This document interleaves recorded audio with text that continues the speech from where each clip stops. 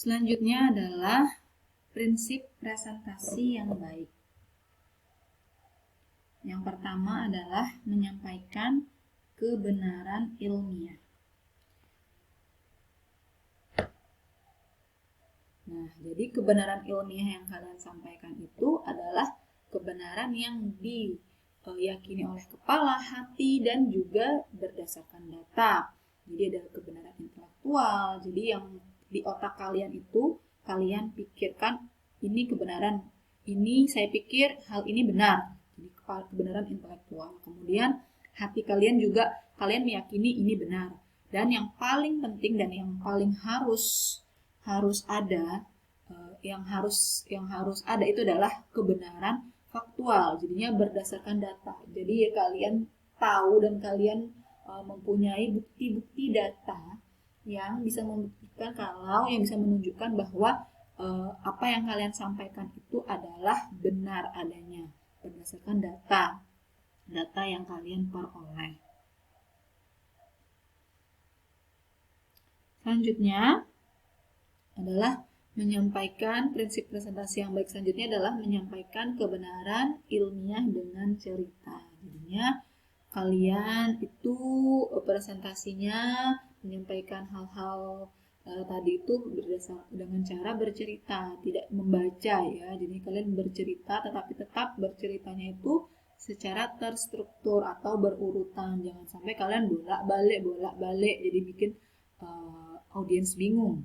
Dan juga tidak boleh kalian menyampaikannya dengan cara yang ambigu. Jadinya ambigu itu ada lebih dari satu makna.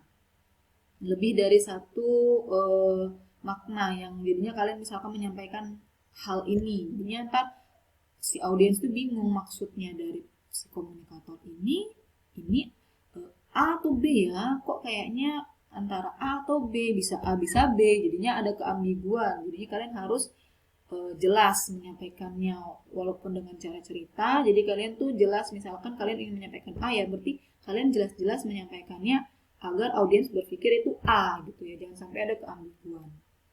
Prinsip presentasi yang baik selanjutnya adalah menyampaikan cerita itu dengan gambar. Jadi kalian bisa mendukung cerita yang kalian sampaikan, data-data yang kalian sampaikan atau isi dari presentasi kalian itu dengan cara bercerita tapi juga disajikan dengan gambar. Jadinya si audiens tidak hanya kayak seperti mengawang-awang atau membayangkan saja, tapi ternyata ada gambar yang bisa memvisualisasikan yang kalian sedang ceritakan itu. Selanjutnya adalah alur presentasi. Yang pertama adalah pembuka, kemudian isi, lalu penutup. Pembuka itu haruslah menarik.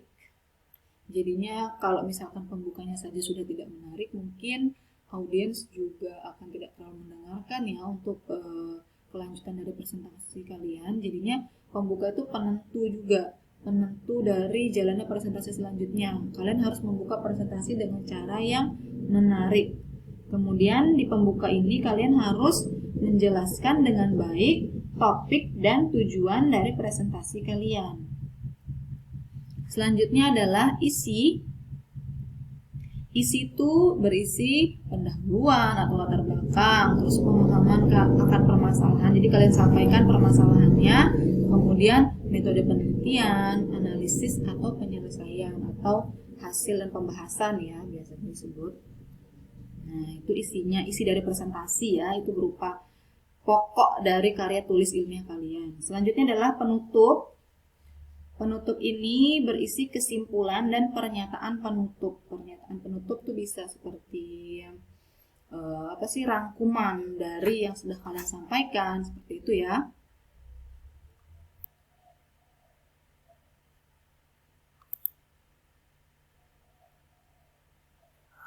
Selanjutnya adalah prinsip desain media presentasi. Yang pertama adalah tema. Sesuaikan tema atau template media presentasi dengan tujuan presentasi yang akan kalian sampaikan. Kemudian yang selanjutnya adalah latar. Hindari latar yang terlalu terang atau gelap dan sesuaikan latar yang kalian gunakan dengan tulisan di PowerPoint kalian atau di media kalian. Jadinya kalau misalkan latar yang terlalu terang itu mungkin bisa membuat audiens menjadi tidak nyaman melihat presentasi kalian. Atau kalau yang terlalu gelap juga membuat audiens tidak nyaman melihat presentasi kalian. Dan latar yang warnanya mirip dengan tulisan itu juga bisa membuat audiens tidak jelas membaca tulisan atau isi dari presentasi kalian. Selanjutnya adalah teks dan citra.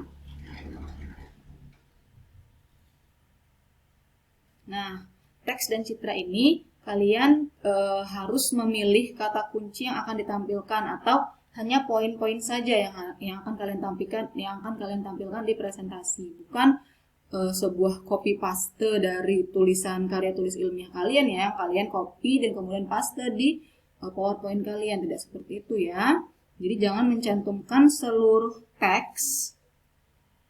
Gunakan citra atau gambar yang relevan untuk menggantikan teks panjang. Jadi bisa kalian menggunakan, misalkan kalian akan menyampaikan suatu pesan ini. Nah, kalian tampilkan di presentasi kalian itu adalah sebuah gambar, kemudian kalian jelaskan waktu presentasi maksud dari gambar ini, begitu ya. Kemudian perhatikan ukuran dan jenis font yang dapat dibaca dengan baik oleh audiens. Jadi kalian ini harus memperhatikan seperti yang tadi saya sampaikan, misalkan audiens kalian letaknya agak jauh dari layar, jadinya kalian harus menggunakan font yang agak besar, font yang jelas, jangan font yang meliuk-liuk yang kadang dari jauh terbaca hal yang berbeda ya, jadi tidak jelas. Selanjutnya adalah warna. Jangan menggunakan terlalu banyak warna pada presentasi kalian. Gunakan 3-5 warna secara konsisten dan padu-padankan pemilihan warna. Selanjutnya adalah kontras. Audiens mudah melihat atau menentukan dan memahami pesan melalui kontras. Ya, jadinya misalkan contohnya ini. Contoh penggunaan kontras pada slide. Misalkan kalian ingin highlight atau ingin menekankan bahwa ada 6 pekerja yang meninggal setiap hari karena kecelakaan kerja. Jadi 6 pekerja itu kalian highlight, jadi kalian besarkan dan kalian bedakan warnanya. Terus kemudian perbandingan fatalitas di negara Indonesia, Thailand, Malaysia, dan Singapura. Kalian ingin menekankan yang di Indonesia itu ada 20 fatalitas. Jadi kalian besarkan tulisan Indonesia dan bahkan dikuningkan ya tulisannya ini. Seperti itu ya, jadi ada kontras antara tulisan yang lain. Nah, seperti ini juga. Font yang lain kecil terus dan berbeda tulisannya, terus kemudian fokusnya ingin dijelaskan, jadi fokusnya tulisannya dibesarkan size-nya, lalu juga fontnya juga dibuat lebih tebal dan berbeda, jadi lebih jelas ya. Seperti ini juga nih kata maksimalnya yang ingin ditekankan, jadinya maksimalnya fontnya sangat besar dan fontnya juga jenisnya dibedakan dengan font yang lain, jadi terlihat jelas yang mana yang ingin kalian tekankan, seperti itu ya. Nah, ukurannya juga seperti tadi, yang lain ukuran teksnya lebih kecil, yang kalian ingin tekankan ukurannya diperbesar ya.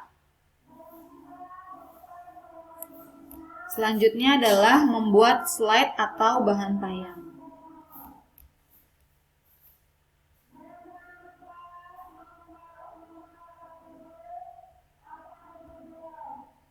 Yang pertama, kalian membuat slide atau bahan tayang tersebut, ide atau gagasannya itu harus disajikan secara runut atau berurutan, tidak bolak-balik, tidak kesana kemari, jangan sampai acak begitu ya, karena akan membingungkan audiens, bahkan mungkin kalian sendiri akan bingung membacanya.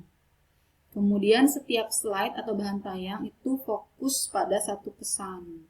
Jadi jangan sampai misalkan di satu slide itu kalian menyampaikan banyak sekali hal, Jadi bahkan nanti si audiens akan bingung.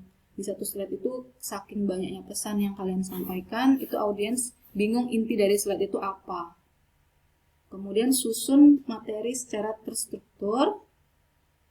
Nah, disarankan mencantumkan halaman di setiap slide. Ini juga memudahkan audiens, misalkan ingin bertanya mengenai suatu materi yang kalian sampaikan. Jadi kalian audiens tinggal menyebutkan slide-nya, dan juga kalian juga bisa mengetahui, misalkan kalian mempunyai 20 slide dan sekarang ada slide ke-10, sisa waktu kalian hanya tinggal 5 menit. Jadi kalian bisa mengatur waktu presentasi kalian agar tidak melebihi atau melampaui dari batas waktu.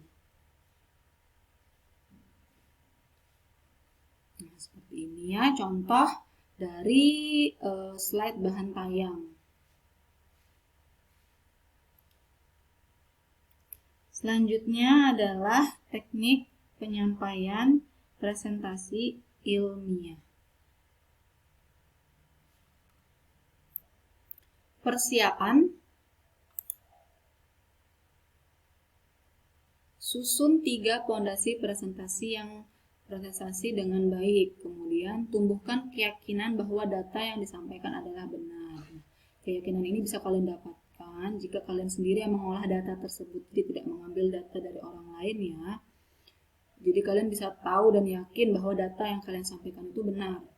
Pastikan semua perlengkapan dan peralatan berfungsi dengan baik. Jadi misalkan laptop kalian, atau misalkan charger laptop kalian, atau misalkan kalian menggunakan alat bantu apa, itu kalian harus memastikan semuanya bisa berfungsi dengan baik.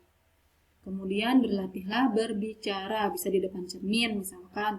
Jadi kalian selain bisa mengatur waktu, jadi kalian juga bisa melihat gestur tubuh kalian saat berbicara nanti pada saat presentasi. Jadi kalian bisa mengatur gestur yang baik dan yang sopan di depan audiens saat nanti presentasi akan dilakukan. Nah, kemudian mengelola waktu. Nah, ini juga dilakukan dengan cara berlatih ya. Jadi kalian berlatih terlebih dahulu agar kalian tahu waktu yang kalian butuhkan dan bagaimana cara menyampaikan semua presentasi dengan baik dalam waktu yang sudah disediakan.